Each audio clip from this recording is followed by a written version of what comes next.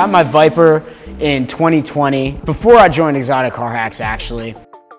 And that was while I was still working in the IT world. Kind of, it's been on my radar my entire life, and my wife at one point was like, you gotta just get the car because you won't shut up about it.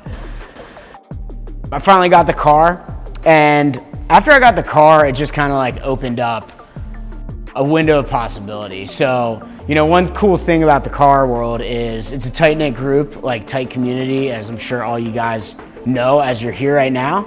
And the more you participate, you meet people, you build genuine relationships, and then those turn into something. Ever since I had the first Gran Turismo on PlayStation 1, the Viper always stood out to me. I've always been kind of into Mopars, and I started off in American Muscle when I was younger too. Just like being around it, working at the classic car dealership. And I just love the racing heritage of the Viper, how it was kind of an underdog. It's a Sharrol Kelby,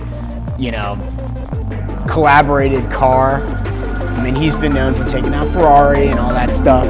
So he kind of did it again with the Viper.